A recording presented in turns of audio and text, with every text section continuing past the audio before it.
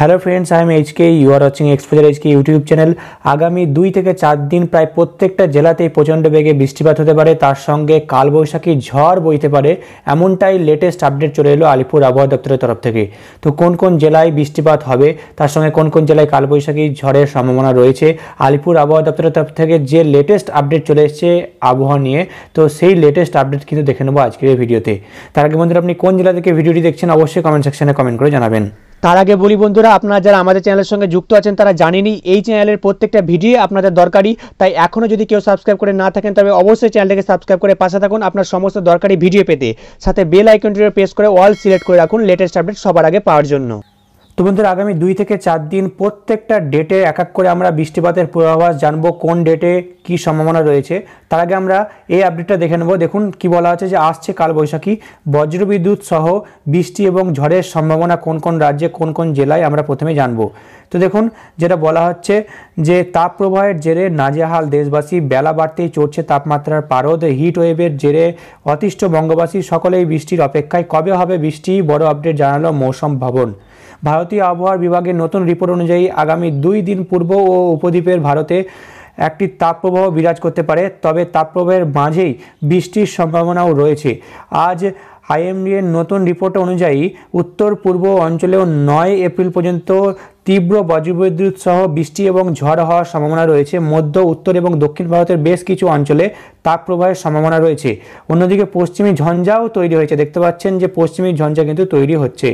তো এরপরে দেখুন যেটা বলা হচ্ছে, যে জম্মু কাশ্মীর, লাদাখ, গিলগিট, বালতিস্তান এবং মুজাফফরাবাদ এবং হিমাচল প্রদেশে 6, 10 এবং 11 এপ্রিল বিচ্ছিন্ন এবং হালকা বৃষ্টিপাতের সম্ভাবনা রয়েছে, এমনকি তুষারপাতেরও সম্ভাবনা রয়েছে। বলা হচ্ছে যে আবহাওয়ার পূর্বাভাস জানাচ্ছে বঙ্গে তাপপ্রবাহ চলবে। ওড়িশা, গাঙ্গেয় পশ্চিমবঙ্গ, ঝাড়খণ্ড, বিদর্ভ, উত্তর অভ্যন্তরীণ কর্ণাটক, উপকূলীয় অন্ধ্রপ্রদেশ এবং ইয়ানাম, রায়ালসীমা এবং তেলেঙ্গানায় বাড়বে গরম। পশ্চিমী ঝঞ্ঝার প্রভাবে উত্তর ভারতের পাশাপাশি রাজস্থানেও বিচ্ছিন্ন হালকা থেকে মাঝারি বৃষ্টিপাত হতে পারে। উত্তর বাংলাদেশ এবং পূর্ব আসামের ওপর ঘূর্ণিঝড়ের সম্ভাবনা। অরুণাচল প্রদেশ, আসাম, মেঘালয়, নাগাল্যান্ড, মণিপুর, মিজোরাম, ত্রিপুরা এবং অন্যান্য প্রতিবেশী অঞ্চলে ব্যাপক বৃষ্টিপাত, বজ্রবিদ্যুতের সম্ভাবনা রয়েছে। রবিবার রাজ্যের 4-5 জেলায় কালবৈশাখীর সতর্কতা রয়েছে। স্বস্তির বৃষ্টিতে দক্ষিণবঙ্গের তাপমাত্রা কিছুটা কমবে। কলকাতায় গরম ও অস্বস্তিকর আবহাওয়া থাকবে। আজ শনিবার আংশিক মেঘলা আকাশ, সকালের দিকে হালকা কুয়াশা, শুষ্ক ও গরম আবহাওয়া। রবিবার, সোমবার বজ্রবিদ্যুৎ সহ বৃষ্টির সম্ভাবনা রয়েছে। তো বন্ধুরা, এরপর আমরা দেখে নেব আলিপুর আবহাওয়া দপ্তরের তরফ থেকে আবহাওয়া নিয়ে যে লেটেস্ট বুলেটিন প্রকাশ করা হয়েছে। আপনারা দেখতে পাচ্ছেন 6/4/2024 তারিখে।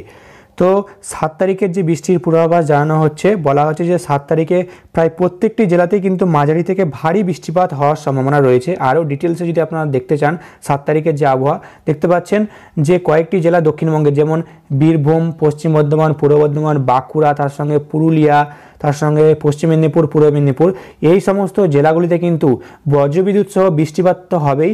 তার সঙ্গে যেটা বলা হচ্ছে, কালবৈশাখী ঝড় কিন্তু হতে পারে। 50 থেকে 60 কিলোমিটার পার ঘন্টা গতিবেগে ঝড় বইতে পারে, অর্থাৎ কালবৈশাখী ঝড় হতে পারে।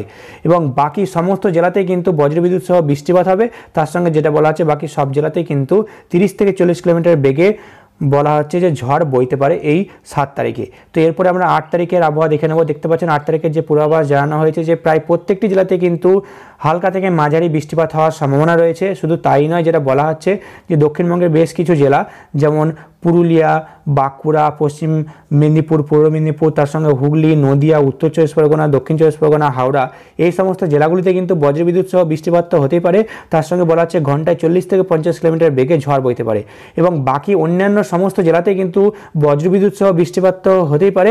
তার সঙ্গে বলা হচ্ছে যে ঘন্টায় 30 থেকে 40 কিলোমিটার বেগে কিন্তু ঝড় হবে, আপনারা অন স্ক্রিনে দেখতে পাচ্ছেন।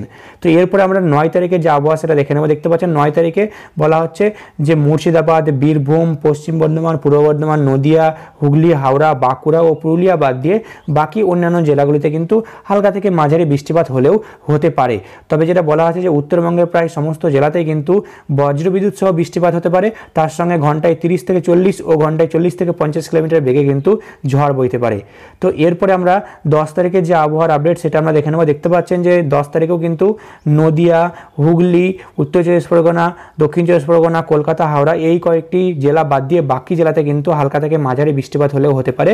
তবে উত্তরবঙ্গের যে জেলাগুলি রয়েছে, উত্তরবঙ্গের জেলাগুলিতে কিন্তু বজ্রবিদ্যুৎ সহ বৃষ্টিপাত হতে পারে 10 তারিখে, এবং তার সঙ্গে 30 থেকে 40 কিলোমিটার ঘন্টার বেগে ঝড় বইতে পারে, এমনটা কিন্তু আপাততভাবে এই আপডেটে বলা হচ্ছে। তো দেখতে পাচ্ছেন আগামী বেশ কয়েকদিন কিন্তু সমস্ত জেলাতেই কিন্তু কম বেশি বৃষ্টিপাত হবে, তার সঙ্গে ঝড় বইবে, এমনটা কিন্তু আপডেটে জানানো হচ্ছে আপাততভাবে। এরপরে লেটেস্ট আবার আপডেট উঠে এলে অবশ্যই আপনাদের জানিয়ে দেবো, তাই চ্যানেলটিকে এখনো সাবস্ক্রাইব করে না থাকলে চ্যানেলটিকে সাবস্ক্রাইব করতে ভুলবেন না। আর এই ভিডিওটি ভালো লাগলে অবশ্যই একটা লাইক করবেন। আবার আসছে আর একটা নতুন বড় আপডেট নিয়ে।